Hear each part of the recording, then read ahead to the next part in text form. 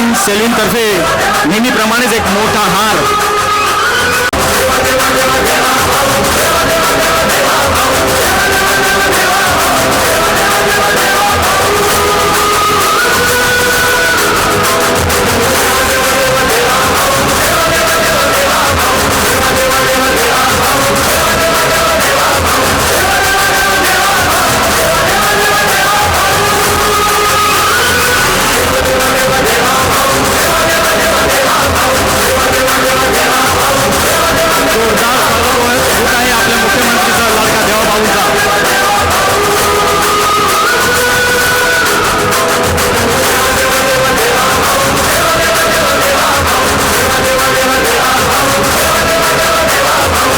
प्रसाद लाड साहेब यांची आहे आणि त्यांच्यामध्ये त्यांचं पूर्णपणे विलीन होत आहे.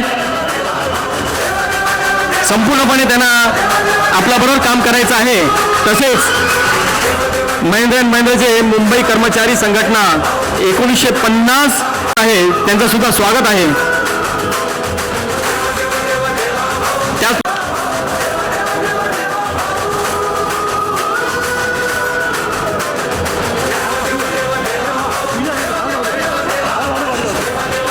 सर्व महाराज की ठीक आहे. हा मध्ये घ्यायचा ना, टेक्निकल कुठे गेला, टेक्निशियन कुठे गेला मध्ये,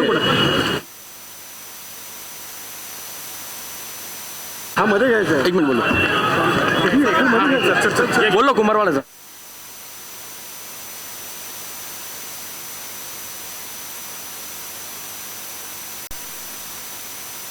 संस्थापक छत्रपती शिवरायांना मानाचा मुजरा करतो. भारतीय राज्यघटनेचे शिल्पकार भारतरत्न डॉक्टर बाबासाहेब आंबेडकर यांना मानवंदना अर्पित करतो. आज या सभेमध्ये मंचावर उपस्थित असलेले मुंबई भारतीय जनता पक्षाचे तरुण तडफदार अध्यक्ष आमदार अमित साटमजी, भाजपच्या नेत्या पूनमताई महाजन, वरिष्ठ आमदार ज्यांनी आमदारकीचा रेकॉर्ड केला ते कालिदास कोळंबकरजी, आमदार प्रसाद लाडजी, आमदार कॅप्टन तमिल सेल्वनजी, आमदार तुकाराम कातेजी, रमेशदादा पाटीलजी, नीरज उबारे, या ठिकाणी उपस्थित पवन त्रिपाठीजी, राजेश शिरवाडकरजी, आपले उमेदवार श्री रवी राजाजी, त्याचप्रमाणे कांताताई नलावडे, श्वेताताई पुरोळेकर, संदीप सिंह धाम, गजेंद्र धुमाळे, लौरिक यादव, अक्षता तेंडुलकर, अविनाश राणे, मंचावर उपस्थित भारतीय जनता पक्षाचे आणि शिवसेनेचे सर्व नेते मंडळी आणि उपस्थित माझ्या सर्व लाडक्या बहिणी आणि उपस्थित सर्व माझ्या भावांनो, आज मला अतिशय आनंद आहे की आपल्या सगळ्यांचं दर्शन घेण्याकरता या ठिकाणी मी आलो आहे. निवडणुकीचा दौर सुरू झाला, निवडणुकीचं वातावरण सुरू झालं आणि त्या माध्यमातून वेगवेगळ्या प्रकारचे इंटरव्ह्यू सुरू झाले. सुरुवातीच्या काळामध्ये उमेदवारांचे काही इंटरव्ह्यू झाले, मग नेत्यांचे इंटरव्ह्यू झाले. मी देखील काही इंटरव्ह्यू केले. नागपूरमध्ये केला, छत्रपती संभाजीनगरला केला, वेगवेगळ्या ठिकाणी मी देखील 3 इंटरव्ह्यू केले. आणि त्या इंटरव्ह्यूमध्ये त्या शहरातले जे काही प्रश्न आहेत त्या प्रश्नांची चर्चा केली. आपण काय केलं आहे, आपलं काय विजन आहे, हे सगळं त्या ठिकाणी मांडलं.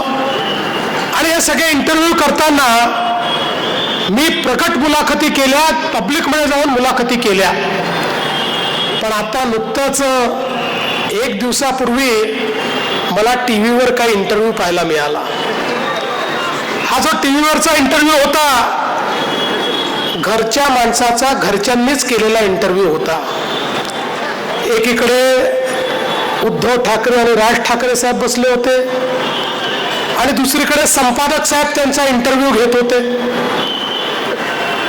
त्यांनी प्रश्न विचारायचे, यांनी उत्तर द्यायचं.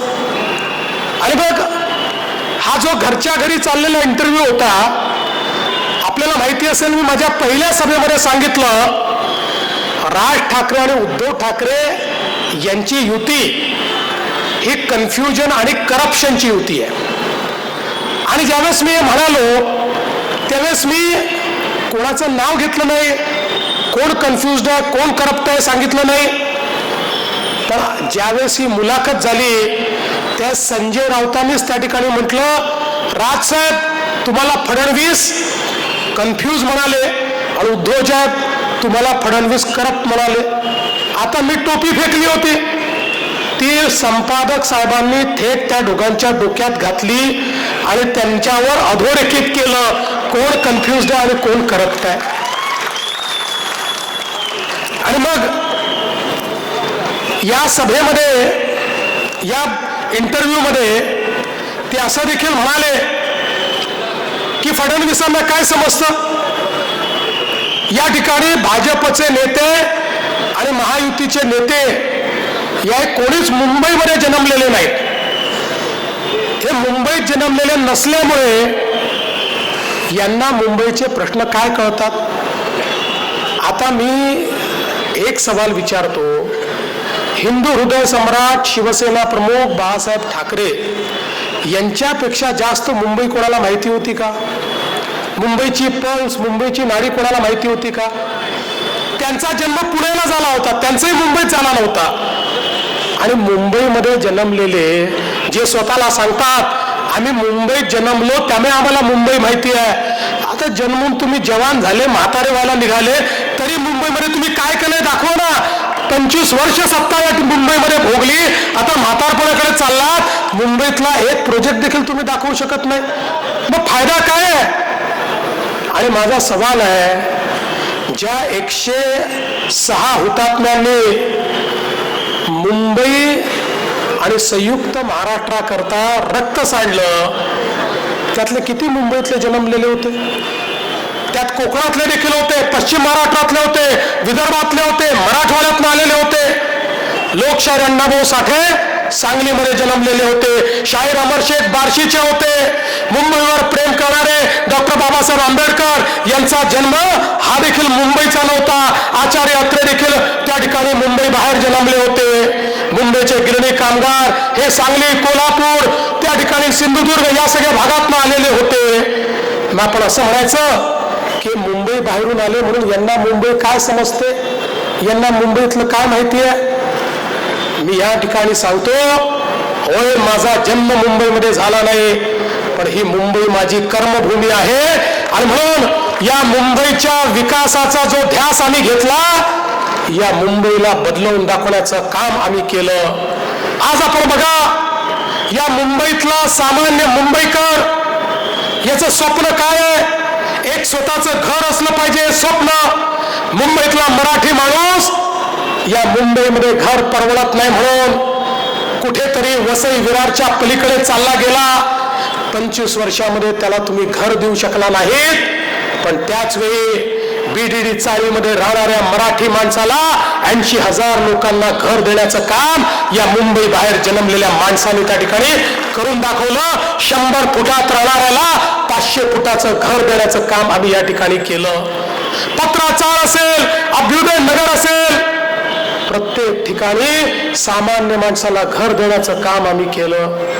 आज इतक्या वर्षांमध्ये SRAच्या माध्यमातून इतक्या मोठ्या प्रमाणात या ठिकाणी भ्रष्टाचार झाला. लोकांना घर देण्याच्या ऐवजी बिल्डरांनी LOIचं ट्रेडिंग केलं. पण आम्ही त्याच SRA मध्ये काम न करणाऱ्या बिल्डरांना जेरबंद केलं आणि त्याचं काम चालू केलं. आणि आज अनेक त्या झोपडपट्टीतल्या लोकांना वर्षानुवर्ष ज्यांना भाडं मिळालं नव्हतं त्यांना सरकारच्या वतीनं भाडं देऊन त्या ठिकाणचं डेव्हलपमेंट आम्ही चालू केलं. रिडेव्हलपमेंटच्या माध्यमातून, सेल्फ डेव्हलपमेंटच्या माध्यमातून सामान्य माणसाचं जे घर आहे आणि घराचं जे स्वप्न आहे ते स्वप्न पूर्ण करण्याचा प्रयत्न आम्ही केला. आज धारावी जिचा उल्लेख राजीव गांधींनी केला होता, पण या धारावीचं कधीही रिडेव्हलपमेंट होऊ शकलं नाही. आज धारावीचं डेव्हलपमेंट आम्ही सुरू केलं आणि पुन्हा एकदा सांगतो, धारावीमध्ये बसलेले जेवढे पात्र झोपडपट्टी धारक आहेत त्या सगळ्यांना धारावी मध्येच आम्ही घर देणार आहे, कोणालाही बाहेर काढणार नाही. आणि एवढंच नाही, आता मला या ठिकाणी कुंभारवाड्याचे लोक भेटले. आम्हाला माहिती आहे धारावी हे केवळ एक ॲग्लोमरेशन नाही, केवळ एक झोपडपट्टी नाही आहे, ते एक आर्थिक स्रोताचं केंद्र आहे. चामड्याचा बिझनेस असेल, पॉटरीचा बिझनेस असेल आमच्या कुंभार समाजाचा, आणि म्हणून आम्ही निर्णय केला की त्यांनाही त्यांचा जो धंदा आहे तो त्याच ठिकाणी चालला पाहिजे, त्यांना त्याच ठिकाणी चांगल्या व्यवस्था देणार आणि नुसत्या व्यवस्था देऊन थांबणार नाही, तर त्यांना धारावीचं रिडेव्हलपमेंट झाल्यानंतर त्यांच्या धंद्यासोबत 5 वर्ष कुठले टॅक्सेस भरावे लागणार नाही, टॅक्सेस म्हणून देखील त्यांना सूट आम्ही देणार. आज जो अपात्र देखील आहे त्यालाही आम्ही निर्णय केला की त्यालाही आम्ही घर देऊ, त्यालाही आम्ही त्या ठिकाणी सोडणार नाही. आणि म्हणून बंधू भगिनींनो, आज या मुंबईमध्ये मोठ्या प्रमाणात विकासाची कामं, या मुंबईकरांचं घरांचं स्वप्न हे पूर्ण करण्याचं काम आपल्या सरकारच्या माध्यमातून आपण केलंय. आणि 25 वर्ष ज्यांच्या हाती मुंबई दिली त्यांनी या मुंबईच्या महानगरपालिकेत काय केलं? तुमच्या जीवावर जे निवडून गेले, या मुंबईच्या महानगरपालिकेमध्ये 3 लाख कोटी रुपयाचा घोटाळा यांनी केला. रस्ते खाल्ले, नाले सफाईचा कचरा खाल्ला, कोविड काळात खिचडी खाल्ली, डेड बॉडी बॉक्सचा घोटाळा केला, प्रेताच्या टाळीवरचं लोणी काढलं. अरे जे कफन त्या ठिकाणी मेलेल्या लोकांना घालायचं होतं त्या कफनमध्ये देखील भ्रष्टाचार करण्याचं काम यांनी केलं. पीपी किटचा घोटाळा, ऑक्सिजन प्लांटचा घोटाळा, कोविड सेंटरचा घोटाळा, पत्रा चाळीचा घोटाळा, दलित वस्ती योजनेत घोटाळा, कचरा वाहतुकीत घोटाळा, मिठी नदीमध्ये घोटाळा, बार मालकांकडनं वसुली. एवढंच काय, घोटाळा करता करता हे इतके घोटाळेबाज झाले की यांनी बाळासाहेबांच्या हिंदुत्वात देखील घोटाळा केला आणि हिंदुत्व सोडून त्या ठिकाणी कोणाचा हात पकडला हे सांगण्याची आवश्यकता नाहीये. पण आम्ही बघा, या मुंबईमध्ये अटल सेतू केला, या मुंबईत कोस्टल रोड केला, या मुंबईमध्ये आम्ही लोकांना घरं दिली, या मुंबईच्या सबर्बन रेल्वेला त्या ठिकाणी आधुनिक आम्ही केलं, या मुंबईमध्ये STP आम्ही केले, या मुंबईमध्ये कॉन्क्रीटचे रस्ते आम्ही केले, या मुंबईमध्ये उद्यानं आम्ही केली, या मुंबईची सफाई आम्ही केली, या मुंबईमध्ये आज वॉटर ट्रान्सपोर्ट आम्ही सुरू केलं.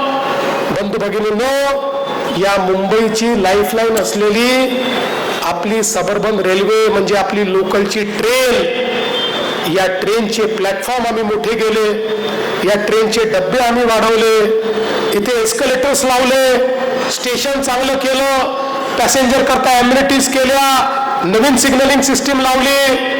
आणि हे सगळं करत असताना काही लोक आम्हाला भेटले आणि म्हणाले, साहेब तुम्ही अन्याय करताय. मी म्हटलं काय अन्याय? म्हणाले तुम्ही मेट्रो आणली, मेट्रोवाल्यांना स्वच्छ कोच आहे, त्या कोचचा दरवाजा लागतो, तो AC कोच आहे, आणि आम्ही मात्र या लोकलमध्ये लटकून लटकून चालतो, लोक पडतात, दरवाजा नाही. त्या ठिकाणी उन्हाळ्यामध्ये इतका घाम येतो, इतकी गर्दी असते, त्यामुळे आमच्यापेक्षा चांगलं तुम्ही मेट्रोवाल्यांना दिलं. ती गोष्ट मला एकदम मनाला लागली. मी माननीय मोदीजींच्या नेतृत्वात त्या ठिकाणी आमचे जे रेल्वे मंत्री काम करतात अश्विनी वैष्णव त्यांच्याकडे गेलो आणि त्यांनी आणि आम्ही मिळून निर्णय केला की आता आपली जी सबर्बन रेल्वे आहे याचे देखील जे डबे आहेत, याचे देखील जे कोच आहेत, त्याचे दरवाजे बंद होतील आणि ते कोच AC असतील.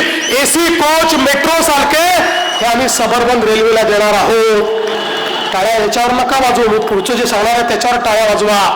सबर्बन रेल्वेला लोकलला AC डबे दिल्यानंतरही त्याच्या तिकिटाचा दर 1 रुपयाने देखील आम्ही वाढवणार नाही, असा निर्णय आम्ही त्या ठिकाणी केला. म्हणजे पुढच्या काळामध्ये मेट्रो सारखे डबे हे या ठिकाणी आपण देणार आहोत. आपल्याला कल्पना आहे आज या ठिकाणी मोठ्या प्रमाणात आपण प्रयत्न करून मेट्रोचं काम सुरू केलं. आज चेंबूरच्या सगळ्या परिसरामध्ये वेगवेगळी मेट्रोची कामं आपल्याला पाहायला मिळतात. मेट्रो 2B जी आहे, DN नगर ते मंडाले, मानखुर्द ते डायमंड गार्डन चेंबूर, पहिल्या टप्प्यातील 5 स्थानकांची जी कामं आहेत ती अंतिम टप्प्यात आहेत.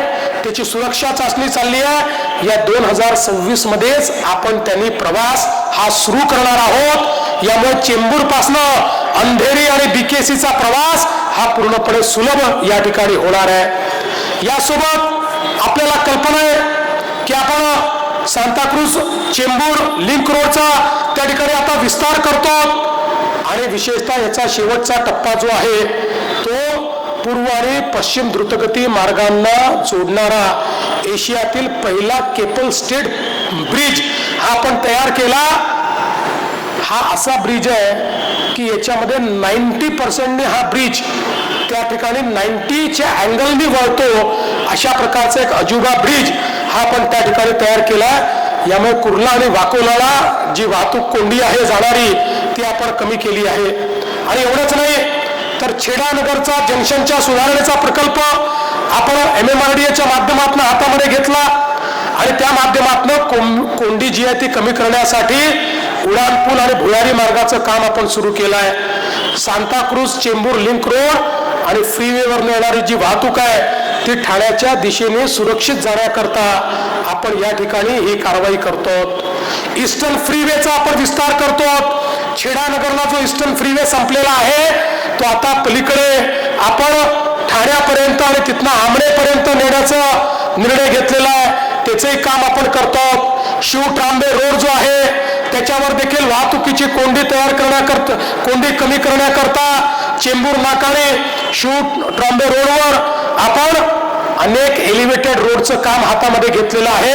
तिथनंही आपण ती कोंडी जी आहे ही कोंडी आपण त्या ठिकाणी समाप्त करणार आहोत. आपल्याला माहिती आहे ईस्टर्न सबब आणि वेस्टर्न सबब हे जोडण्याकरता देखील आपल्याला आपण या ठिकाणी मुलुंड पासनं तर गोरेगावपर्यंत एक बोगदा तयार करतो की ज्या माध्यमातून हे 2 एक्सप्रेसवे आपल्याला जोडता येतील. आज जर आपण पाहिलं तर मोठ्या प्रमाणात या चेंबूरमध्येही पुनर्विकासाची कामं या सगळ्या आसपासच्या परिसरात आपण सुरू केली आहे आणि हे सगळं करत असताना आपण सामान्य माणसाची सोय कशाने होईल हे पाहण्याचा प्रयत्न आपण करतोय. बंधू भगिनींनो, आज आपण जर बघितलं तर या मुंबईमध्ये मुंबईकरांकरता विचार करून अनेक मार्गांचं काम, या मुंबईला डिकंजेस्ट करण्याचं काम, ईस्टर्न एक्सप्रेसवे असो, वेस्टर्न एक्सप्रेसवे असो, कोस्टल रोड असो, या ठिकाणी वेगवेगळ्या प्रकारच्या सी लिंक असो, या सगळ्या आपण तयार केल्या आणि आज मुंबईचा चेहरा बदलण्याचं काम आपल्या माध्यमातून चाललंय. आणि हे सगळं करत असताना आपण बघा, आपण नेहमी विचार जो केला तो सामान्य, अरे वा, माननीय आठवले साहेब मंचावर आलेले आहेत, त्यांचं देखील एकदा जोरदार टाळ्यांनी आपण स्वागत करूया. आणि मुंबईकरांचा भविष्यातला विचार देखील आम्ही केला. मुंबई शहर वाढतंय, पिण्याच्या पाण्याची गरज वाढते.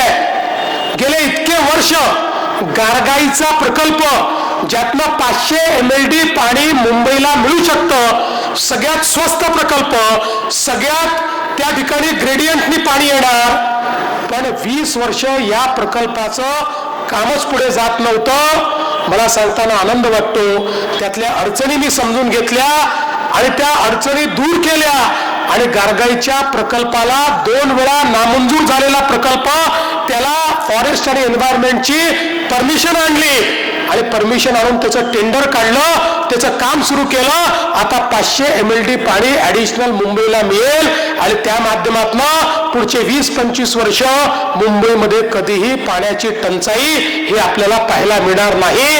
अशा पद्धतीनं आपण हे काम केलंय. इंदू मिलचं स्मारक आज भारतरत्न डॉक्टर बाबासाहेब आंबेडकर यांचं ज्या ठिकाणी महापरिनिर्वाण झालं त्या ठिकाणी जुन्या सरकारनं इंचभर जागा देखील दिली नव्हती. आठवले साहेब, आम्ही मोदीजींकडे गेलो, 3600 कोटी रुपयाची जागा मोदीजींनी दिली. आज हिंदू मिलला भारतरत्न डॉक्टर बाबासाहेब आंबेडकरांचं स्मारक होत आहे. आज खऱ्या अर्थानं एक प्रकारे मुंबईचा चेहरा बदलण्याचं काम आपण करतोय. आणि म्हणून बंधू भगिनींनो, मी तुम्हाला एवढंच सांगण्याकरता आलो आहे, या ठिकाणी आम्ही जे बोलतो ते करणाऱ्यांपैकी आहोत. आम्ही जे केलंय ते तुमच्या समोर आहे, सांगण्यासारखं आमच्याकडे म्हणून सांगतो. आताच उद्धवजी आणि राज ठाकरेजी नाशिकमध्ये गेले होते. ते मुंबईत सभाच घेत नाहीत. नाशिकमध्ये जाऊन सभा घेतली आणि नाशिकच्या सभेमध्ये नाशिकच्या ऐवजी मुंबईवर बोलले, नाशिकवर बोललेच नाही. आणि नाशिकमध्ये जाऊन सुधीर मुनगंटीवार आणि देवयानी ते फरांदे आणि आमचे राहुल नार्वेकर यांच्यावर तिथे जाऊन टीका केली. यांच्याजवळ बोलायला देखील काहीच नाही. 25 वर्षात दाखवण्यासारखं काही नाही.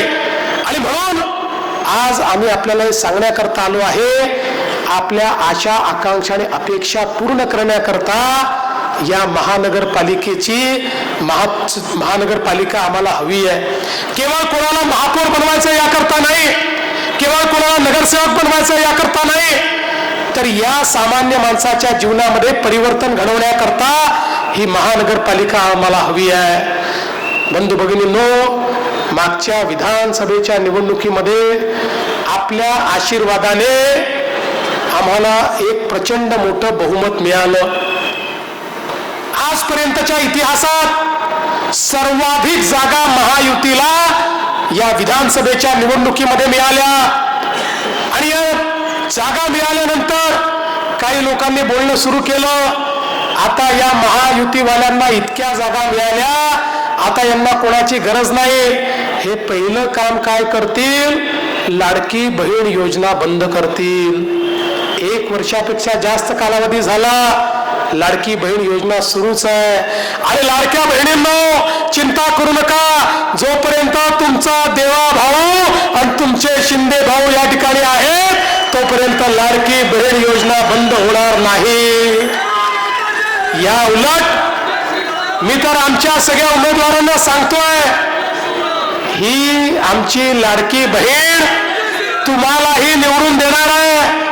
पण तुम्ही निवडून आल्यानंतर माझ्या लाडक्या बहिणींना केवळ लाडकी बहीण ठेवू नका, त्यांना लखपती दीदी बनवा, लखपती दीदी. आता मोदी साहेबांनी लखपती दीदीचा कार्यक्रम दिलाय.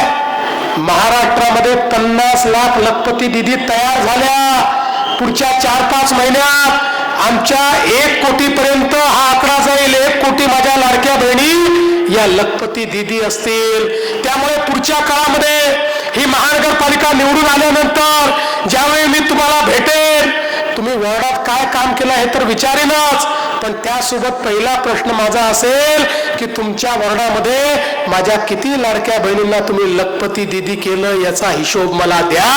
हा प्रश्न देखील या ठिकाणी मी विचारणार आहे. आणि म्हणून बंधू भगिनींनो, आज या निवडणुकीच्या निमित्ताने एकीकडे भ्रष्टाचाराच्या माध्यमातून या मुंबईला पोखरणारे आहेत आणि दुसरीकडे प्रामाणिकतेनं, पारदर्शितेनं तुमच्या करता काम करणारे, तुमच्या करता झटणारे, ज्यांनी मुंबईमध्ये परिवर्तन करून दाखवलाय, अशी सगळी महायुतीची मंडळी या ठिकाणी आहेत. तुम्हाला फैसला करायचा आहे. 15 तारखेला तुम्ही मतदानाला जा. मतदानाला गेल्यानंतर ज्या मशीनवर कमळ किंवा धनुष्यबाण असेल त्याची बटन दाबा, निर्धास्तपणे बाहेर या. 16 तारखेपासनं या ठिकाणी ज्यावेळी महानगरपालिका आमच्या हातामध्ये येईल, 15 तारखेला तुम्ही आमची काळजी घ्या. 16 तारखेपासनं 5 वर्षाकरता तुमच्या काळजीची गॅरंटी महायुतीच्या वतीनं आम्ही या ठिकाणी घेतो. एवढंच बोलतो आणि माझे 2 शब्द संपवतो. जय हिंद, जय महाराष्ट्र. त्यांनी मुंबईच्या डेव्हलपमेंटचा सगळा आराखडा आपल्या समोर ठेवलेला आहे. आणि मी एवढंच सांगतो की आमच्या हातामध्ये आहे जय भीमची आणि जय महाराष्ट्राची कांडी. आमच्या हातामध्ये आहे जय भीम जय महाराष्ट्राची कांडी आणि मुंबईच्या निवडणुकीमध्ये उडवणार आहोत आम्ही ठाकरे बंधूंची दांडी.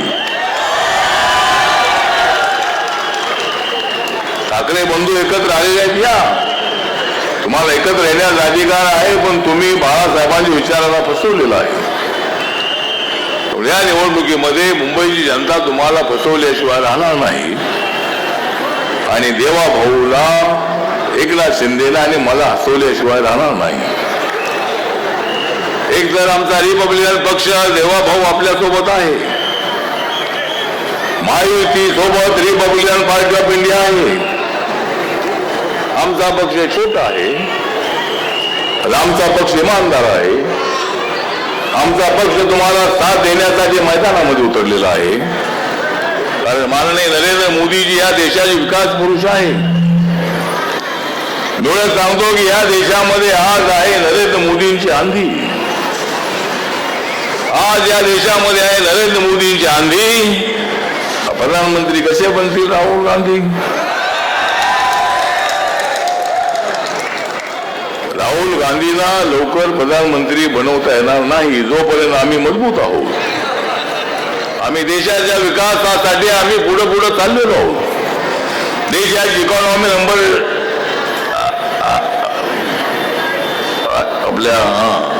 आपल्या देशाची इकॉनॉमी ती डेव्हलप होती आहे. आम्ही 10 नंबरवरून 4 नंबरवर आलेलो आहोत. आता आम्ही 3 नंबर आहे, 2 नंबर आहे, 1 नंबर आहे. त्यामुळं आम्ही सगळेजण आहोत 1 नंबरी. आम्ही महायुतीचे लोक आहोत सगळे 1 नंबरी. आणि कशी गाठणार उद्धव ठाकरे 100? तर आमच्या जागा, आमच्या 150 पेक्षा जास्त जागा येणार. महापौर महायुतीचा होणार, मराठी महापौर होणार. आणि उद्धव ठाकरे, राज ठाकरेंच्या या ऐक्याला एक जबरदस्त अशा पद्धतीचा ठोसा मारणार. म्हणून मी जास्त बोलत नाही आहे, पण मुंबईच्या विकासासाठी राज्य सरकार प्रयत्न करत आहे. बाबासाहेब आंबेडकरांचं स्मारक पूर्ण होत आहे. नरेंद्र मोदीजीने आम्ही बाबासाहेबांचं संविधान मजबूत करण्यासाठी आम्ही आहोत. आणि बाबासाहेब आंबेडकरांचं संविधान कोणी बदलू शकत नाही. जो कोणी बदलेल त्याला अद्दल घडवल्याशिवाय आम्ही राहणार नाही. या देशाचं संविधान बाबासाहेबांतून बदलू शकत नाही. या देशाचा नेपाळ अजिबात होणार नाही. या देशाचा श्रीलंका होणार नाही. या देशाचा बांगलादेश होणार नाही. भारत भारतच राहणार आहे. आणि बाबासाहेबांचं संविधान जोपर्यंत आहे तोपर्यंत आपल्या देशामध्ये मजबूत अशा पद्धतीचं समाजकारण, राजकारण होणार आहे. म्हणून आपण सर्वांनी आमच्या महायुतीला मदत करा. आणि देवेंद्र फडणवीस यांच्या नेतृत्वाखाली एकनाथ शिंदे साहेब आहेत. आम्ही सगळे एकत्र आहोत आणि मुंबई आमच्या ताब्यात द्या आणि आम्ही तुम्हाला न्याय देणार. आम्ही झोपडपट्टीत राहणारा माणूस असेल, बिल्डिंगमध्ये राहणारा माणूस असेल किंवा अनेक ठिकाणी राहणारा माणूस असेल, सर्वांना न्याय देण्यासाठी आम्ही आपल्या सोबत आहोत. एवढंच या प्रसंगी सांगतो. आणि जय भीम, जय भारत, जय महाराष्ट्र.